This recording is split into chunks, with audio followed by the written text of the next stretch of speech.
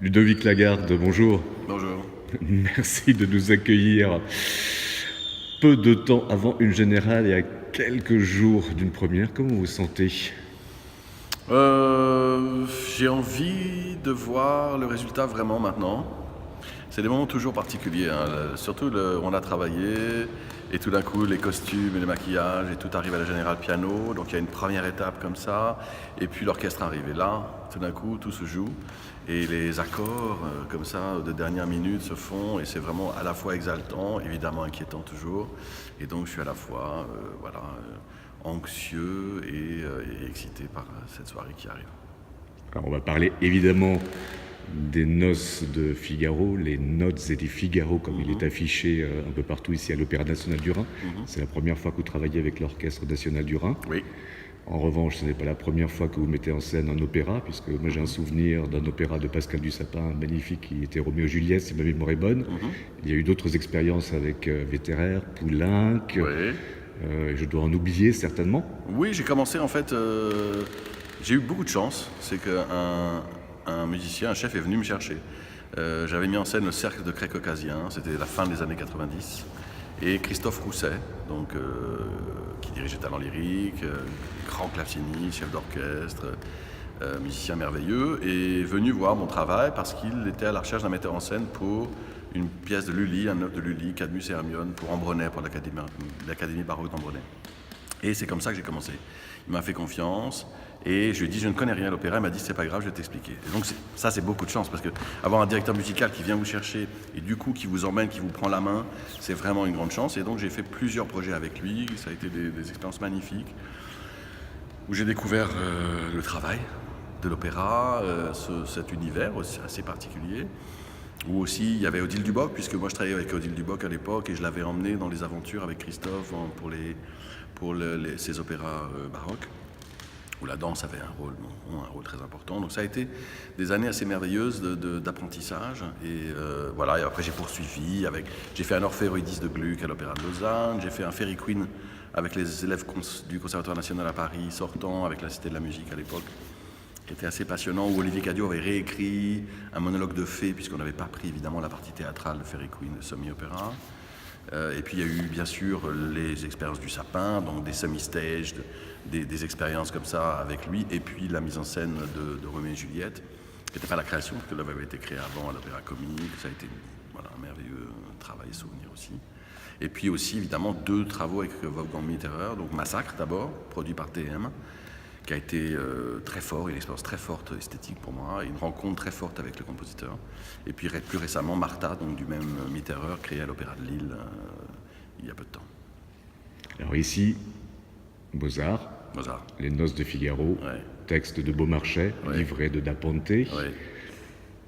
Tout le monde ne connaît certainement pas l'histoire de Figaro, de cette folle journée de Beaumarchais. Ouais. Comment vous résumeriez cette histoire et en quoi est-ce qu'elle résonne chez vous et comment elle résonne aujourd'hui en 2017? Parce que j'imagine que pour un metteur en scène, il y a toujours cette envie d'aller chercher dans les textes, de les presser, de voir ce qu'il nous envoie aujourd'hui comme émotion et comme réflexion. Il y a plein de pistes dans l'œuvre de Beaumarchais, des pistes et des fausses pistes.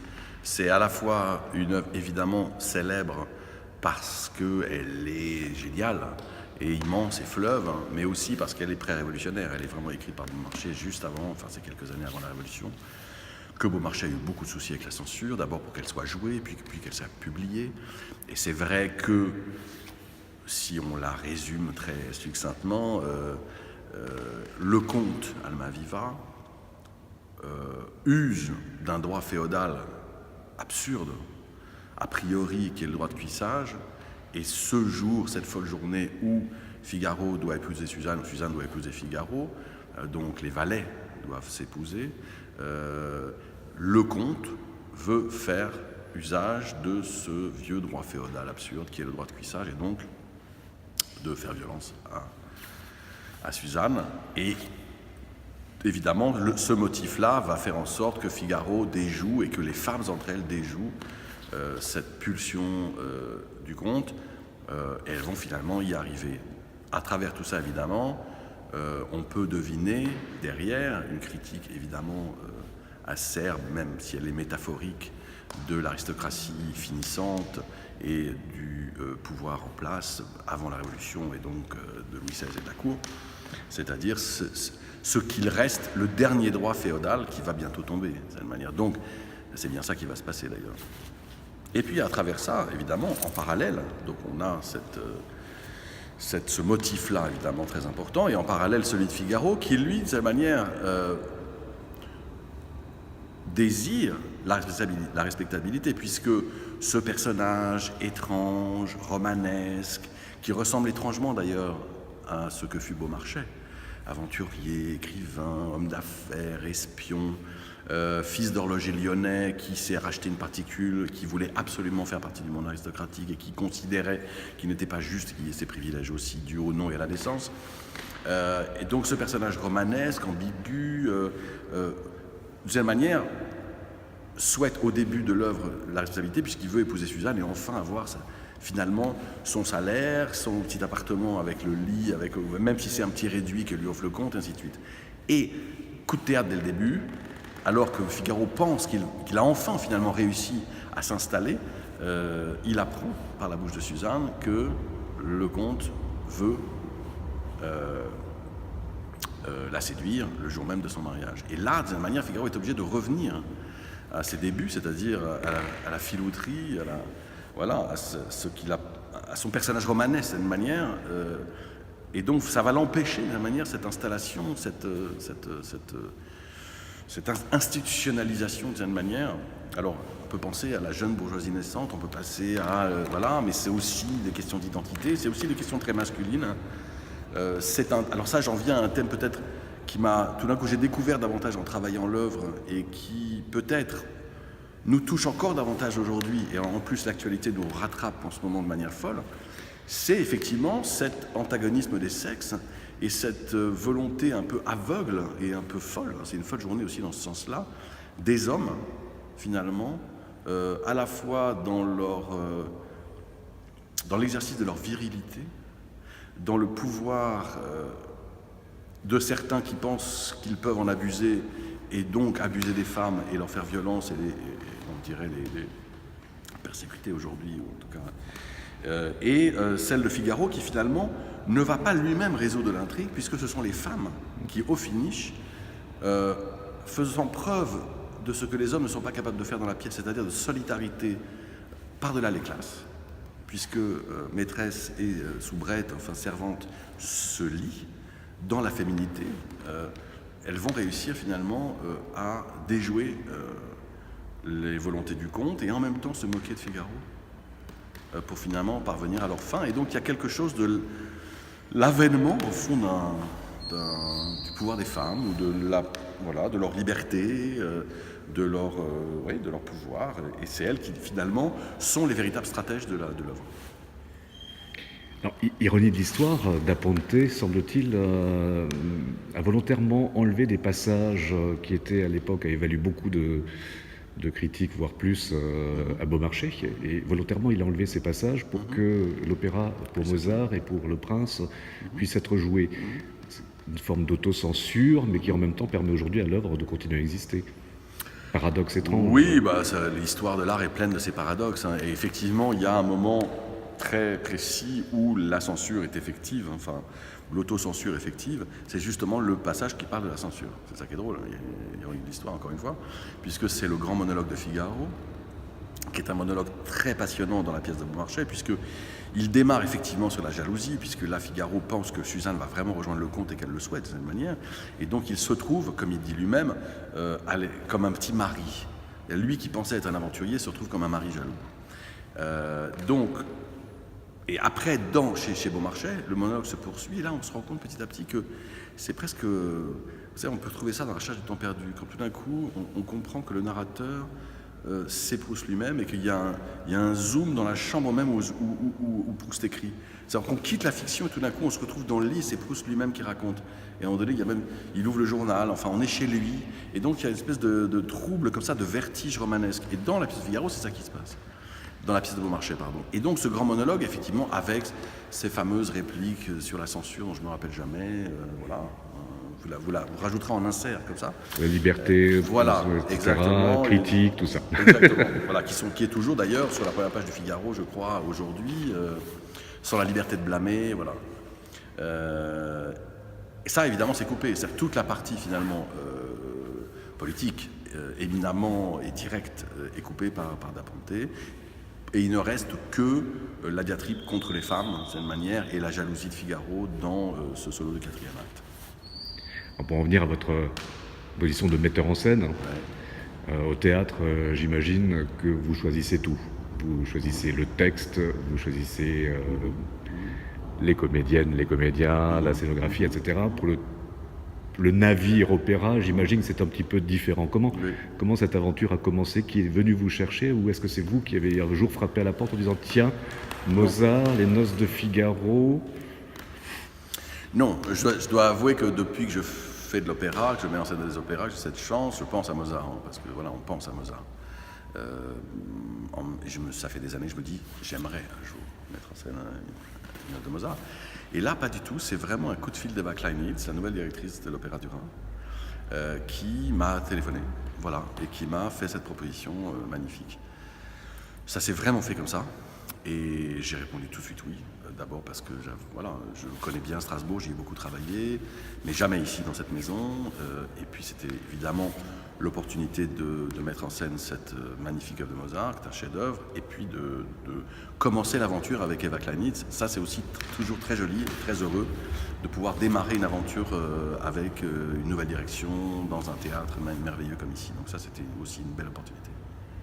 Et là, vous avez commencé à rêver votre Noces de Figaro, voilà. Vos Noces de Figaro. Vous avez commencé à imaginer des chanteurs, des chanteuses. La direction d'orchestre est dirigée par Patrick Flavin, de l'Orchestre symphonique de Mulhouse. Absolument. Donc je pense qu'il travaille avec l'Opéra du Rhin. Et donc, ma question était aussi un peu sur la liberté et les contraintes de l'opéra par rapport à celle du théâtre. Mais je dirais que... moi qui fais d'abord beaucoup de théâtre et qui fais aussi beaucoup de création au théâtre, et entre autres j'adapte les textes d'Olivier Cadio, donc évidemment je suis responsable de A à Z d'un projet théâtral. D'une certaine manière, cette contrainte, je la vis comme heureuse et bienveillante à l'opéra. C'est-à-dire que évidemment les chanteurs ont été choisis sans forcément que... Voilà, j'ai été informé, je donne un avis, mais c'est pas moi du tout qui décide, le chef d'orchestre est choisi, tout est choisi, et moi j'arrive simplement finalement pour mettre en scène tout ça. Et c'est très agréable en fait, cette contrainte. Alors quelquefois, on a des bonnes ou des moins bonnes surprises. Là en l'occurrence, c'est que des bonnes surprises parce que le cast est formidable, il y a une équipe de chanteurs, de jeunes chanteurs extraordinaires. Donc j'ai un chef d'orchestre formidable, je n'ai pas, il n'est pas à moi, enfin en tout cas je collabore avec lui, je travaille avec lui. Donc voilà, il n'y a que des bonnes surprises. Mais moi j'aime bien ça, j'aime bien ce système de contraintes qui pour un temps me fait m'échapper de mes responsabilités entières, qui sont ceux d'un metteur en scène de théâtre ou d'un directeur de théâtre, puisque je dirige aussi un centre dramatique, la Comédie de Reims. Après, effectivement, je dirais que pour moi, la principale contrainte n'est pas tant celle-là que la question du temps contraint et des tempos, et des tempi, pardon, et de cette finalement contrainte formelle qui est celle de la musique et de l'opéra, et dans lequel effectivement je n'ai pas une maîtrise totale sur le rendu définitif, où c'est un agencement, c'est une chimie avec des paramètres comme ça, et ça c'est toute la particularité de l'opéra, puisqu'il faut les anticiper et en même temps les accompagner. Je fais souvent référence à ça, moi je ne suis pas le seul, mais c'est vrai que ça s'apparente beaucoup à la cuisine.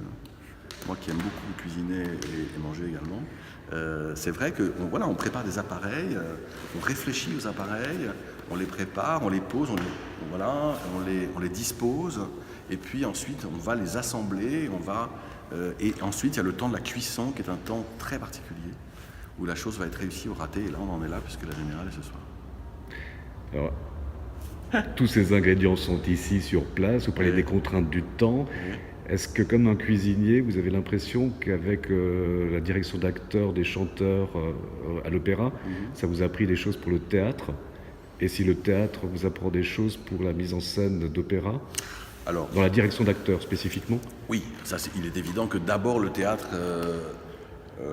moi j'ai construit un vocabulaire, j'ai appris aux côtés de merveilleux comédiens, donc ça évidemment mon outil il est là et je m'en sers pour l'opéra. D'autant plus que de plus en plus, et là c'est évident, la jeune génération de chanteurs sont d'incroyables acteurs. Voilà, on va citer les 4, je vais dire les prénoms parce que voilà, mais Andreas qui fait Figaro, Lorina qui fait Suzanne, qui chante Suzanne, Vanina qui interprète la comtesse et David qui fait le comte, ainsi que Catherine qui interprète Chérubin, par exemple, sont 5 chanteurs formidables de la jeune génération et qui sont des comédiens formidables. Et là, c'est extraordinaire, parce qu'on a à la fois le plaisir du jeu, plus le chant et la musique, et ça produit des émotions, alors là, pour le coup, de metteur en scène, qui sont inouïes. Alors évidemment, je me sers beaucoup du théâtre pour ça, et en même temps, c'est vrai que quand je retourne au théâtre après l'opéra, justement, ce système de contraintes et l'exigence du travail, parce qu'on ne le dit jamais assez, mais il y a une exigence de travail à l'opéra, dans la musique en général, et à l'opéra en particulier, qui est très importante. Ça demande un travail considérable, une exactitude considérable, et en même temps de la liberté, et en même temps du talent de création. Et ça, c'est une très très bonne école pour le théâtre. Et quand on revient ensuite vers les comédiens et vers le monde du théâtre, ça nous rend plus exigeants. Pour soi-même, parce que ça demande beaucoup plus de préparation l'opéra que le théâtre. Et donc moi, ça m'a appris à préparer beaucoup plus en amont les mises en scène de théâtre. Et aussi pour, au fond, être à la hauteur des exigences qu'on découvre dans le monde de l'opéra et qui sont souvent plus importantes que dans le monde du théâtre. Au théâtre, on commence des répétitions et souvent, les acteurs ne savent pas leur texte ou n'ont pas travaillé. Et puis, quelquefois, vous disent « mais je verrai demain, je te le fais pas aujourd'hui, je te le ferai demain, je le sens pas aujourd'hui. » À l'opéra, non, hein. On chante tout de suite. Voilà. Comme disent nos camarades de l'autre côté du Rhin, toi, toi, toi. Pour les représentations qui démarrent vendredi soir ici à Strasbourg pour ces noces et les noces de Figaro, je ne vais pas vous laisser partir tout de suite sans une question sur l'autre casquette. On parlait de mise en scène, mais c'est celle que vous évoquiez de directeur de la Comédie à Reims. Voilà, ce magnifique théâtre que vous dirigez depuis maintenant quelques années. Je vais faire juste un focus sur scène d'Europe. Parce que c'est quelque chose qui vous tient à cœur aussi. Et que là, nous sommes dans un opéra. Oui. Et on se rend compte qu'à une époque, l'Europe, la culture, la musique, elle existait, les idées circulaient déjà. Absolument. Et scène d'Europe aujourd'hui, la Comédie de Reims, comment vous la faites vivre, cette circulation européenne à travers les textes et qu'est-ce que cela vous inspire aujourd'hui que cette Europe qui se dessine violemment souvent, mais aussi avec une formidable utopie auquel on ne pense plus assez. Mais comme vous le dites très justement, l'Europe, elle est dans l'esprit, dans la circulation des œuvres et des artistes depuis très longtemps, depuis le Moyen-Âge, on l'a vu avec la peinture, puis avec la musique, vous parliez de Mozart, de Da Ponte, mais aussi de Handel et d'autres encore. Elle continue à exister, elle est plus forte que jamais aujourd'hui. Je trouve que, chemin faisant, il y a de plus en plus de liens entre les artistes et les maisons en Europe, il y a de plus en plus de coproduction, de circulation des œuvres, aussi de concomitance, puisque au fond, avec le numérique et avec les nouvelles technologies, les choses se créent demain à Saint-Pétersbourg, ou, là je parle de l'Europe agrandie, du continent, ou évidemment à Berlin, ou à Milan, ou ailleurs, et à Paris, on est au courant tout de suite, on sait que quelque chose se passe d'important. Autrefois, on attendait peut-être quelquefois une génération entière. Donc la chose a lieu. Et plus que jamais, les artistes en ce moment en Europe se parlent, sont solidaires, travaillent ensemble, voient leurs travaux, se rencontrent. Et c'est pour ça que ce festival à Reims est si important. Alors j'ai énormément développé ce festival, j'y ai beaucoup travaillé, parce que je pense qu'aujourd'hui, plus que jamais, alors que notre modèle européen est en crise et en grande difficulté avec la montée des nationalismes et la difficulté à faire en sorte qu'il y ait une véritable Europe politique et pas seulement une Europe économique, donc une Europe aussi des peuples et des solidarités, notre milieu donne l'exemple, c'est-à-dire que je pense que vraiment les politiques devraient regarder plus et mieux ce que nous faisons et comment nous nous entendons et comment nous travaillons ensemble Et nous pourrions les aider, s'ils nous regardaient davantage, à aller vers cette Europe des peuples, cette Europe politique dont on a vraiment besoin aujourd'hui.